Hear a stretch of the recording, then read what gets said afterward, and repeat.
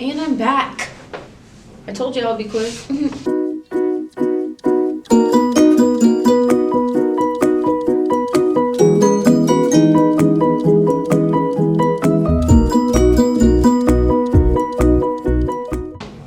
Welcome back to episode 2, but technically part 2 of the college, closing out of high school, college, being ready, blah, blah, blah series. Keep saying blah, blah, blah like it's stupid. It's not stupid. I just don't know what to say. It's like filler words. Okay. In this episode, we're going to target Common App and like what you should do for it. So,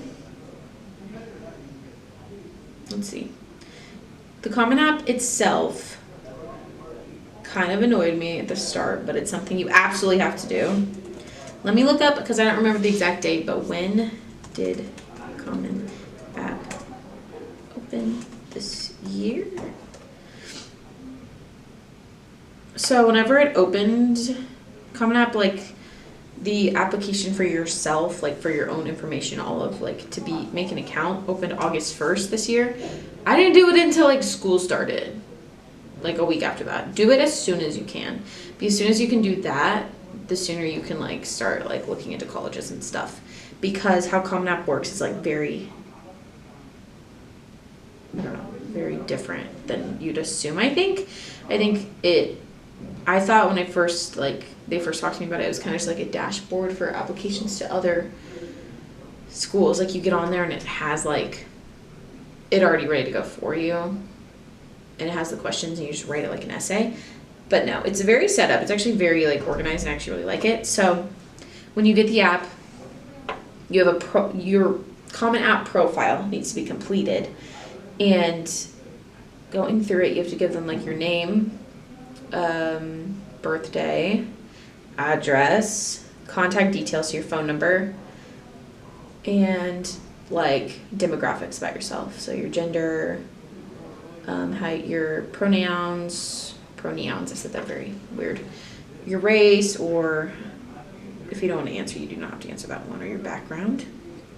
And then what languages you speak, nationality, social security number, I'm not showing you that. And then there's the Common App waiver, if you can apply to that, but not a lot of people can get the free waiver.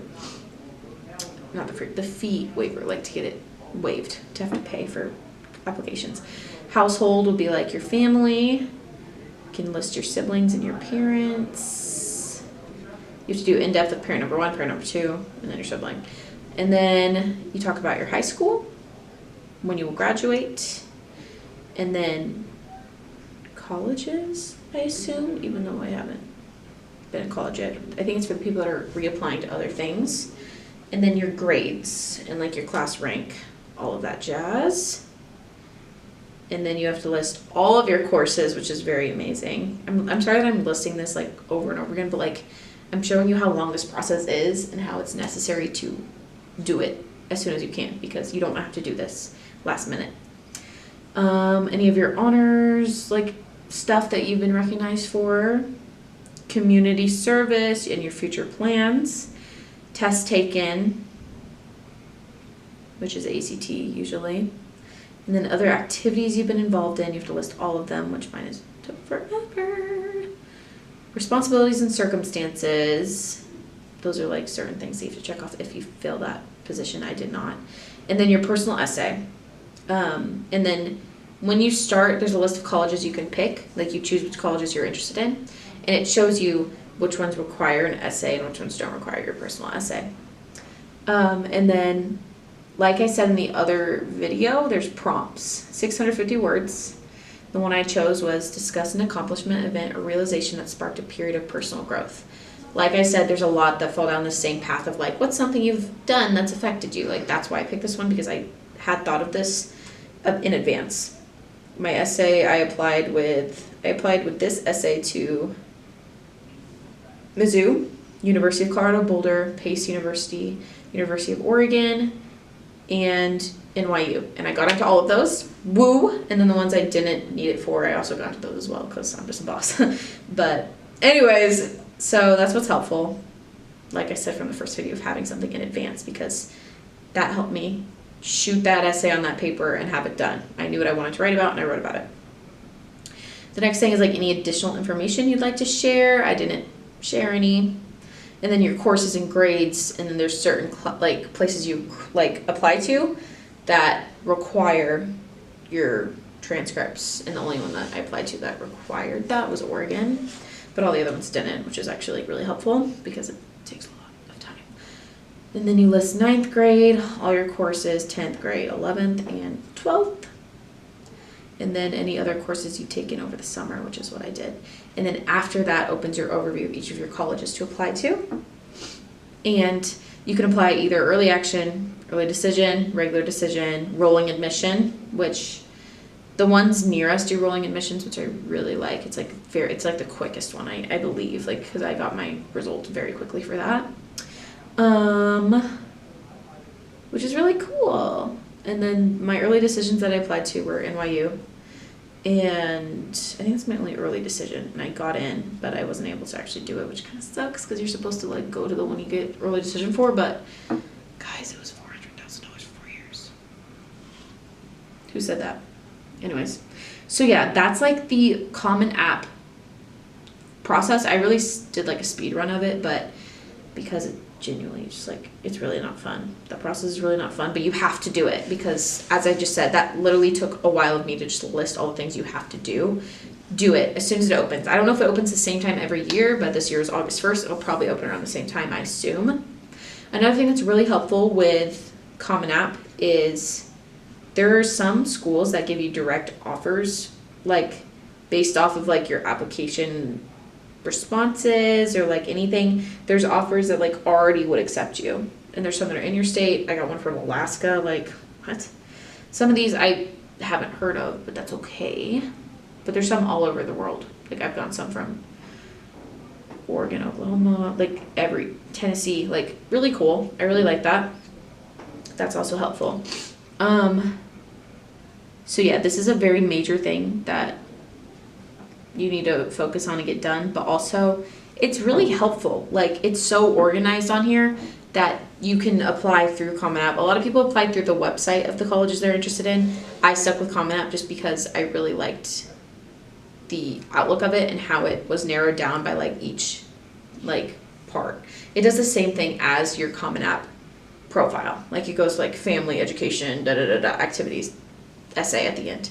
It's the same thing. So you're basically just repeating, and that can get tiring. That's why I spaced out my application sometimes, also because I had to pay to apply to some schools. Like, I know NYU is 85, I think, and then some of them like 45, 50, 25. Some are free, which was really cool. But that was what was hard. That's why you need a job your senior year, which is like really annoying, but whatever. Another app or website that I know they will want you to look on a lot. Let's go to Clever. And then we're going to go to School Links, which is that little yellow app. This one, I know my counselors and everyone was always telling me to look on. They tell me what to do, what to worry about. There's like units that you can take, or like classes or little like videos you can watch to help you as well, which I didn't do because I had a lot to worry about. Sorry, it's not required. Ignore my yawn. I'm not bored, I'm just a little sleepy. But I think this is what we went on in 8th grade to write, like, our career and stuff, if I'm not mistaken. But if you go to colleges, there's school search, favorites and lists, admission stats, final list. I did not do this. What did I do? Let me go to my profile. Yes, because I remember, look, like, I did not know what I wanted to do. Way back when, I picked art, entertainment, and design for my career cluster, and journalism and reporting for my career goal, which I love journalism, but I do, like, have a really big passion in becoming a doctor now. Like, it's changed. So that's what you can see. You can see how much it's changed. I want to be a 4-year degree, which is going to be more than that, but whatever, babe. And my college goal as of January 2025 last year was Columbia, Mizzou. Beautiful. Look at me go. And then on my profile.